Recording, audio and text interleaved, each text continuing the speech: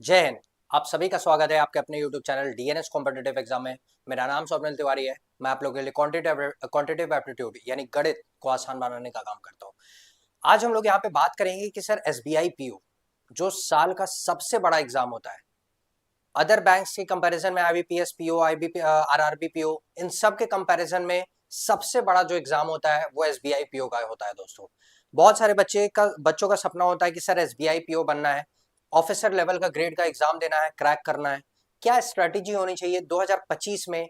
क्या बेहतरीन करे, क्या अलग करे? क्योंकि एसबीआई पीओ एक अलग से डिमांड करता है। अदर बैंक्स के कंपैरिजन में जो इसके लेवल ऑफ क्वेश्चंस आते हैं, जो इसकी कंपेरेबिलिटी आती है अदर एग्जाम से कंपेयर जो होता है, वो इसका लेवल जो होता है ना दोस्तों, वो एक लेवल दो लेवल अप होता है, दो लेवल कम से कम अप होता है अदर बैंक्स के हिसाब से देखे तो।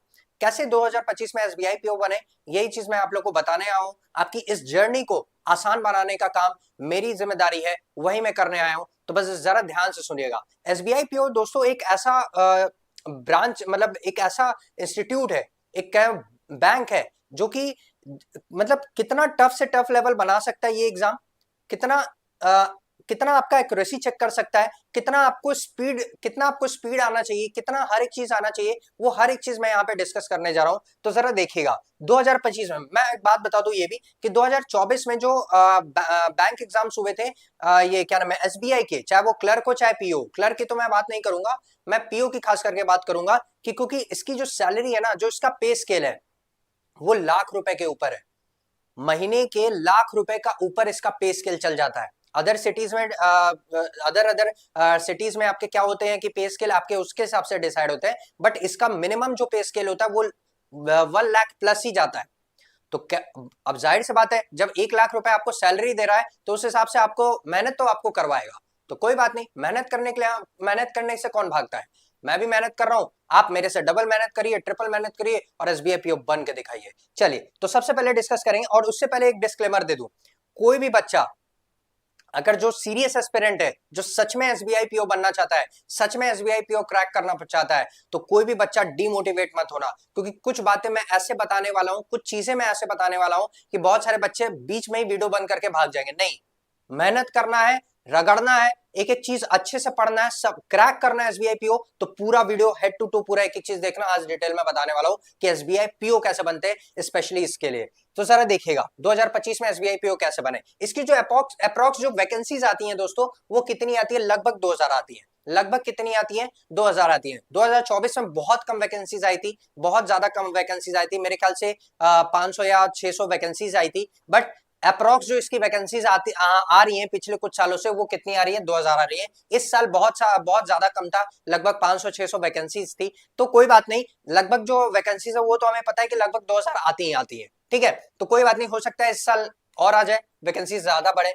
अब देखिए करना क्या है, दो तरह के आपको स्टूडेंट्स मिलेंगे, दो तरह के आपको स्टूडेंट्स मिलेंगे दोस्तों, जो कि क्या होंगे, बहुत जितने भी बच्चे हैं सारे एग्जाम्स देते हैं। अब एसबीआई पीओ का क्या होता है कि एसबीआई पीओ वैसा एक चीज डिमांड करता है जैसे आरबीआई हुआ, नाबार्ड हुआ। इन लोग का जो लेवल ऑफ क्वेश्चंस होता है ये बैंकिंग के सेक्टर से थोड़ा सा अलग होता है। उसमें थोड़ा वियर्ड टाइप का क्वेश्चंस पूछते हैं। वियर्ड टाइप में नहीं बोलूंगा, मतलब इस लेवल के क्वेश्चंस पूछते हैं जो बैंकिंग से थोड़ा हट के होते हैं, बैंकिंग से थोड़ा सा हट के होते हैं। तो वो उसकी मैं बात नहीं कर रहा हूं, मैं एसबीआई पीओ की बात कर रहा हूं। तो दो तरह के स्टूडेंट्स होते हैं दोस्तों, एक होते हैं जो आईबीपीएस पीओ मेंस भी देते हैं और एसबीआई पीओ प्री भी देते हैं, यानी सारे बैंक्स के एग्जाम देते हैं। लेकिन ऐसे बच्चे होते हैं जो एसबीआई पीओ मेंस तो क्रैक कर लेंगे, बट वही वही बच्चे एसबीआई पीओ प्री नहीं क्रैक कर पाएंगे। रीजन क्या है?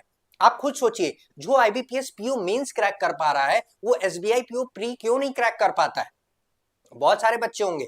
तो जरा ध्यान से देखिएगा, रीजन क्या होता है? वैकेंसीज होती हैं। रीजन क्या होता है? वैकेंसीज होती है। बहुत ज्यादा रीजन इसलिए वैकेंसीज का होता है दोस्तों, क्योंकि अप्लाई जो करते हैं ना, लगभग 6 से 8 लाख बच्चे इस फॉर्म को अप्लाई करते हैं प्री में बैठने के लिए, प्री एग्जाम देने के लिए। 6 से 8 लाख बच्चे क्या करते हैं? फॉर्म भरते हैं, और उसमें से जो मेंस क्वालिफाई करते हैं और मेंस के लिए जो सेलेक्ट होते हैं प्री क्वालिफाई करने के बाद, लगभग 20,000 होते हैं। लगभग कितने होते हैं? 20,000। आप खुद सोचिए, 6 से 8 लाख फॉर्म भरी जाती है और 20,000 बच्चे क्या करते हैं मेंस के लिए क्वालिफाई करते हैं। तो मेन रीजन क्या होता है दोस्तों, वैकेंसीज होती हैं। वैकेंसीज इतनी कम होती हैं एसबीआई पीओ में, लगभग 2000 होती है, कि वैकेंसीज की वजह से क्या होते हैं, बहुत सारे बच्चे क्या होते हैं नहीं उसमें सेलेक्ट हो पाते हैं। तो कोई बात नहीं, अब यही मैं बताने वाला हूं कि इसकी डिमांडिंग क्या होती है, क्या चीजें होती है। जैसे क्लर्क और पीओ की मैं बात करूं, यहाँ पे मैं एसबीआई पीओ की बात करूंगा और क्लर्क की बात करूंगा। क्लर्क में क्या होता है दोस्तों, जरा ध्यान दीजिएगा, इसमें एक्यूरेसी क्या होनी चाहिए, नॉर्मल होनी चाहिए। एक्यूरेसी जो होनी चाहिए वो नॉर्मल होनी चाहिए। जो क्लर्क में है एक्यूरेसी अगर नॉर्मल भी हो तो, लेकिन जो स्पीड होनी चाहिए एक तगड़े लेवल पे, पेस लेवल पे होनी चाहिए, चीते की रफ्तार वाली स्पीड होनी चाहिए, तब जाके आपका एसबीआई पीओ क्लर्क का जो होता है वो क्लियर होता है। क्यों होता है, क्योंकि क्लर्क में क्या होता है दोस्तों, इजी क्वेश्चंस आते हैं। क्लर्क में बहुत टफ क्वेश्चंस नहीं पूछता है, चाहे कोई भी बैंकिंग सेक्टर का एग्जाम हो। क्लर्क का एक ऐसा एग्जाम होता है दोस्तों जो कि एक सेम टाइप ऑफ पैटर्न के क्वेश्चंस क्या होते हैं वो पुटअप करता है और उसी से क्या करता है, आपको क्वेश्चंस बना के देता है। मेन खेल कहां होता है, आपका पीओ में होता है। क्योंकि पीओ में क्या होता है दोस्तों, आपकी एक्यूरेसी बहुत तगड़ी वाली चाहिए, एकदम सटीक आंसर आना चाहिए, एकदम सही एग्जैक्ट आंसर आना चाहिए, ये होता है एक्यूरेसी। और स्पीड अगर इसमें नॉर्मल भी रही तो भी चलेगा, क्योंकि एसबीआई पीओ प्री में क्या होता है दोस्तों कि उसमें आपको एक्यूरेसी तो आपको एकदम तगड़ी चाहिए, क्योंकि उसमें क्या है, कुछ क्वेश्चंस ऐसे डालते हैं अर्थमेटिक के या फिर डीआई के या फिर वन लाइनर्स के भी बोलो, वन लाइनर्स के तो मान के चलिए बहुत कम क्वेश्चंस आते हैं, 4 से 5 क्वेश्चंस आए तो वो भी बहुत मुश्किल से 4 से 5 क्वेश्चन आते हैं, वरना वो भी नहीं आता है। मेन इसमें खेल क्या, मेन इसमें जो सिलेक्शन दिलाने वाला काम क्या होता है प्री क्वालिफाई करने के लिए, मेंस में सेलेक्ट होने के लिए, वो अर्थमेटिक और डीआई होता है। जिसका अर्थमेटिक एकदम तगड़ा है, जिसकी एकदम ये क्या नाम है, वर्ड प्रॉब्लम्स एकदम अच्छे हैं, जो हर एक चीज समझ के, एक एक चीज उसका डेप्थ में एकदम कॉन्सेप्ट समझा हुआ है एक एक चैप्टर का, वो तो कर जाएगा। और डीआई में भी यही होता है कि जो चैप्टर समझा हुआ है, डीआई कैसे होता है, कैसे सॉल्व किया जाता है, बेस्ट पार्ट क्या होता है, एक्यूरेसी क्या होता है, हर एक चीज जो समझेगा वो अच्छे से क्रैक कर जाएगा। तो आपका पीओ में एक्यूरेसी बहुत तेज चाहिए, बहुत एकदम सटीक एक्यूरेसी चाहिए, और स्पीड नॉर्मल भी रही तो भी चल जाएगा, ठीक है। क्योंकि पीओ की जो कट ऑफ जाती है वो थोड़ी कम जाती है, और क्लर्क्स की जो कट ऑफ होती है वो थोड़ी हाई जाती है। फिर आते हैं नेक्स्ट पे दोस्तों। नेक्स्ट क्या है, जो आपका एसबीआई पीओ प्री है, जो आपका एसबीआई पीओ प्री है, इसका कट ऑफ क्या जाता है, जाहिर सी बात है इसका कट ऑफ थोड़ा हाई जाता है। क्या जाता है, इसका कट ऑफ क्या जाता है, थोड़ा सा हाई जाता है इन कंपैरिजन टू क्लर्क, जो है वो भले कम होता हो, बट एसबीआई पीओ प्री का कट ऑफ क्या होता है, हाई जाता है as compared to mains, as compared to mains. अब इसमें क्या होता है दोस्तों, जो आपकी एक्यूरेसी और डेप्थ इन कॉन्सेप्ट होनी चाहिए वो बहुत तेज होनी चाहिए, मतलब बहुत एकदम सटीक होनी चाहिए। एक एक चैप्टर का डिटेल एनालिसिस आप किए हो, एक एक चैप्टर के बहुत अच्छे अच्छे क्वेश्चंस लगाए हुए हो, पूरा डेप्थ में आप उसको समझो कि परसेंटेज क्या होता है, रेशियो क्या होता है। अगर परसेंटेज के कुछ इस वियर्ड टाइप के थोड़े क्वेश्चंस आप भी गए घुमा के भी दे दिया, तो उसको करने का तरीका क्या होता है, शॉर्ट ट्रिक क्या होता है, ये सारी चीजें आपसे क्या करेगा दोस्तों, आपका उसमें चेक होता है, किसमें, एसबीआई पीओ प्री के लेवल में। फिर आते हैं नेक्स्ट पे, स्पीड। उसमें स्पीड भी चाहिए, जाहिर सी बात है, अगर आपका स्पीड अगर एकदम सही है, एकदम एकदम सटीक है, तब तो आप क्लियर कर जाएंगे। अभी मैंने क्या बताया था, अभी मैं यहीं पे बताया था कि पीओ में स्पीड जो है वो नॉर्मल होनी चाहिए, लेकिन इतना भी नॉर्मल नहीं होना चाहिए कि प्री क्वालिफाई ना हो पाए। तो कम से कम स्पीड थोड़ी सी तो रहनी चाहिए, इतनी अच्छी रहनी चाहिए कि हाँ, और बच्चों के कंपैरिजन में हम जब आप मॉक देते होंगे, या फिर जो अगर आप एसबीआई पीओ का कभी मॉक दिए होंगे, या जो भी चीजें आप क्या नाम है, एसबीआई पीओ का मॉक दिए होंगे, या फिर ये क्या नाम है, आईबीपीएस पीओ का मॉक दिए होंगे, तो आपको उसमें डिफरेंस समझ में आया होगा कि प्री के लेवल में भी डिफरेंस क्या होता है। स्पीड भी क्या चाहिए, एक मेंटेन लेवल की स्पीड चाहिए, लेकिन एक्यूरेसी और डेप्थ इन कॉन्सेप्ट बहुत हाई चाहिए। फिर आते हैं नेक्स्ट पे दोस्तों।